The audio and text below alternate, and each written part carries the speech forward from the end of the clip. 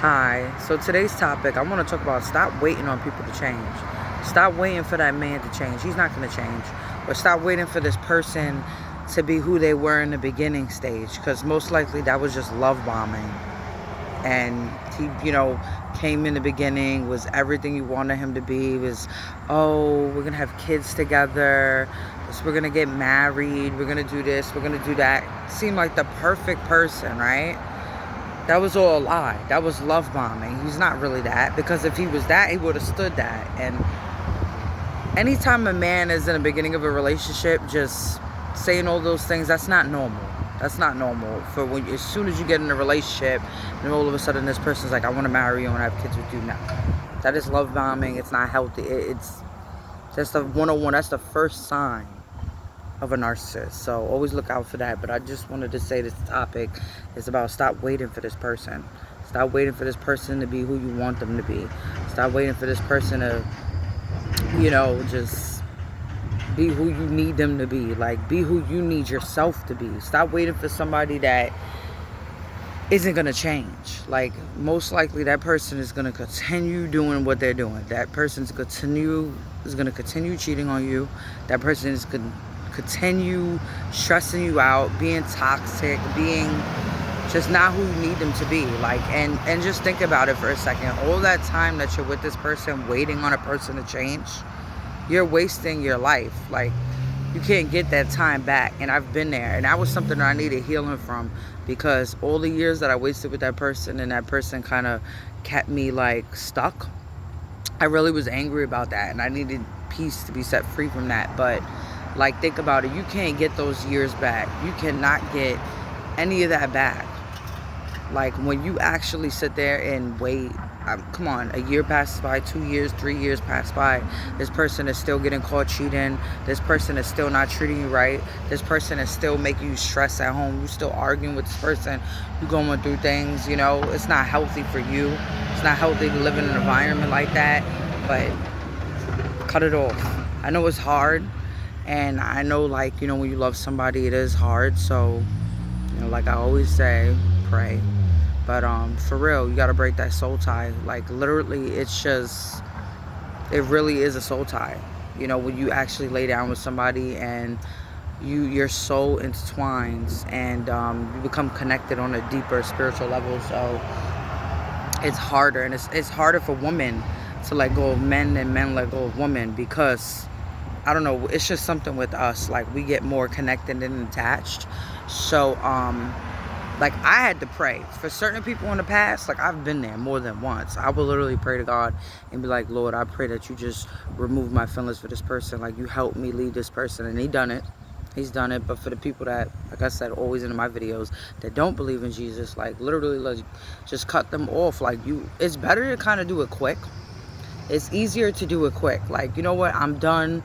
Let's break up, and then do the healing process on your own. But, I think you're going to get to a point where you're just so tired of, like, waiting for somebody, and so tired of just the toxicity that you see that it's never going to change. Like, you got to get to that point, I guess. But I'm here to tell you that nothing will never change. Like, that person is still going to continue to do what they're doing.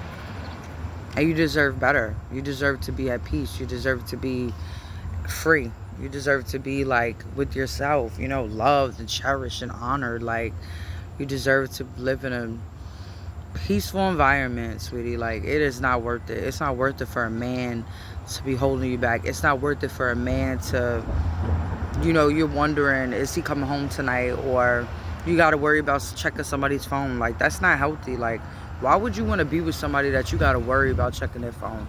Or you got to be with somebody that you're worried that you don't know if he's going to mess with somebody else, or you don't feel comfortable with him around other women?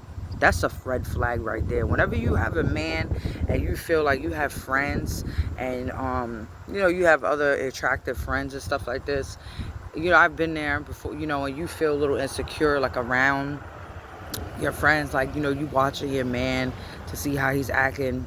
Bro, that's a red flag right there. Whenever you feel like that, that should tell you alone that this man ain't right.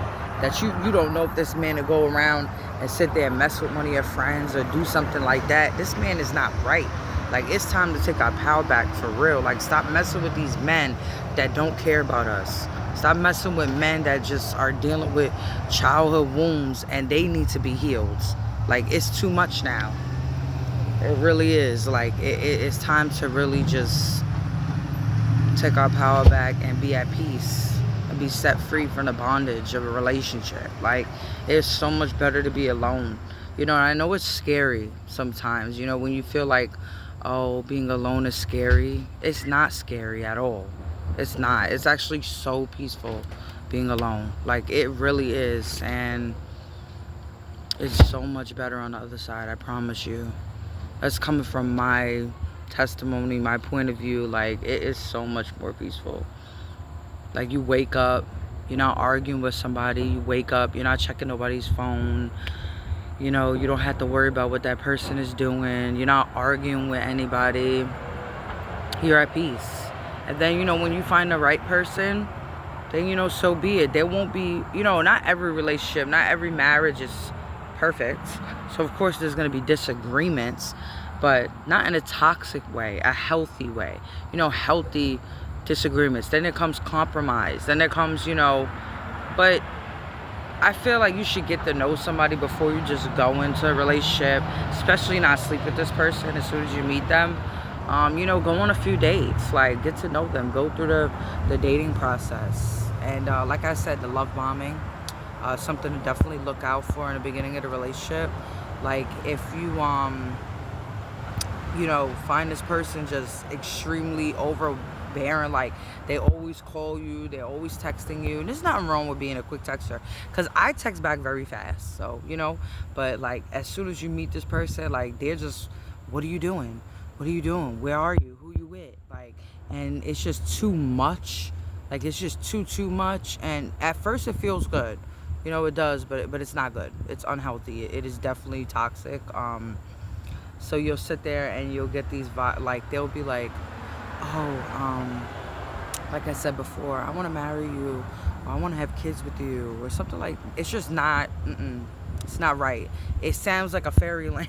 Like, you know, when they say, like, when a man is locked up, and, you know, like, when he's in prison and he tells you everything you want to hear, that's what it is. Like, think about that for a second. Like, when you messing with a man, he's locked up, or your man goes to prison, and then he's like, yeah, we're gonna do this and we're gonna do that, and when I get out, we're gonna have a family, we're gonna get married. That's exactly what love bombing is. See, they're in prison, so they have nothing better to do. But when they're doing that in the beginning of the relationship, it is a problem. That is a red flag. Immediately run away. And I just want, you know, I just want you ladies to know that there is so much more at the other side. So much more peace being alone, I tell you. I'm by myself. I'm free. I'm happy. I'm good. I don't want no man. I've been, and like I always say, there's no judgment here. I've been through it. I was in a relationship with somebody for 10 years. A narcissist. And then other men too. Yo, there was this guy, right? Yeah, he had a baby mother, and for mad years, right? And he's making me think that we're gonna be together and stuff like that. And I'm falling for it, and I'm believing in it and stuff like that. And, you know, we messing around and shit. Excuse my language. And I'm waiting for this person and stuff like that. I kept waiting and waiting. I waited like a year. If I could go back and tell myself, what the hell is wrong with you? Why the hell was you waiting for this man for a year? Listen, blessings to him and his family. I hope all is well. But that's just an example of waiting. You know how much time I wasted in that time waiting for this man? They're like, you know, and then dealing with the counterfeit too. Like, when you deal with counterfeits, God can't send the real person that he has for you. Like, so there is light at the other side of the tunnel. I'm telling you, though, when the Lord wants to bring my man and stuff like that, I'm going to be healed. I'm going to be set free. I'm going to know how to love myself. I'm going to know how to be okay with being alone. Everything is already going to be good on my part. Because that's another thing. Like, stop going into relationships and being that and looking at that person as your savior. Looking at that person as your peace and stuff like that. Like, you need to know yourself before you get into a relationship. Because when you get into a relationship and you don't know yourself, like, you're you're looking at that person like God. You're looking at that person like Jesus. You're looking at that person to heal you. You're looking at that person to be your joy and happiness. But only you can find your joy and happiness and peace and healing through yourself on your own journey. And then you go into a relationship when you're healed, you know? And then when you're whole and you're able to love somebody, because it's not healthy and it's not fair to the other person. You know, it's not fair to another person to put so much baggage on them because of your past relationships or because of your past trauma. It's not healthy. So I always say, just, find yourself. Find yourself, and, before you get into a relationship, before you want to really settle down with somebody, I feel like know yourself, know your worth, know who you are, know what you like, what's your personality, what hobbies do you like, what do you like doing. That's another thing. Sometimes, we get into relationships just for like looks and stuff like that. And now, like, that's a big thing. Like, I'm telling you, like, we'll look at somebody and be like, they're so attractive, but they don't have nothing. And then you guys have nothing in common except for messing around and, having sex. Like, that's the only thing you guys have in common. And then when that wears off, when the lust wears off in the beginning of the relationship, what do you have after that? Like, there's nothing in common. Like, yeah, you guys can go out. Guys can go out to, restaurants and do things like that. But what really is left in a relationship when the lust wears off? Like, when you guys already did everything, everything that y'all could do. I don't go that deep. But everything that y'all could possibly do in the bedroom, then what? Then it's not fun anymore, right? And then the person moves on to the next person, or the person starts cheating. That is not fair. That is not healthy. Like, know what you like. Like, meet somebody that likes the things that you like. Like, I'm different. Like, I love animals. I like hiking. I like nature. You know what I'm saying? But I'm different, but I'm weird. You know what I'm saying? Like, I'm a little like, I'm just different. Like, God made me different, and I know that, but I love myself. Like, I'm good. I'm situated where I am. And I feel like the person that I'm supposed to be with will understand that. And the person that I'm not going to look to them to be my savior. I'm not going to look at them to bring me joy and bring me happiness. I got happiness and joy on my own. I got happiness and joy with Jesus. And then we go and have a good time. Then we go and have fun. We go on vacation together. We do this, we do that. You know what I'm saying? I have 3 kids, so, I'm sure that person, if they have kids, we could do fun things with our children together and stuff like that. Like, it'd be a fun thing, a family thing. Like, it's not, I'm telling you, know yourself before you get into a relationship, because you're going to mess up. That's where we go wrong. We go into a relationship just because of attraction and thinking that, and another thing is sometimes people can grow within a relationship. So, you could be one way a year ago, one way 5 years, and then, like I said, like with my relationship, I was with him since I was 16 to 26. You don't think there's growth in that relationship? Like, you don't think that people change, people learn things, people experience different things and stuff like that? No. There's always going to be growth. And that's something that's definitely to look at. That's why I said know yourself before you get in. Know yourself, know what you like, know what makes you happy, know what your hobbies are, your parenting is big. Definitely get into a relationship that somebody accepts your children. But yeah, like I always give advice to wait to lay down with that person. Wait till you really, really know this person.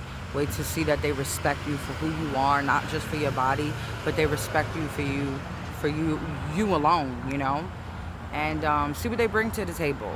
Don't look at somebody to build your table, but look at somebody to help your table. You know what I'm saying? What does that person bring as far as helping you grow? What does that person bring as far as helping you reach to the next level or your goals in life where you want to go?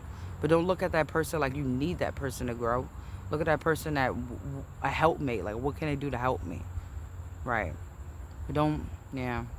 So I hope this helps somebody, and whoever needs to hear it will hear it. So have a good day.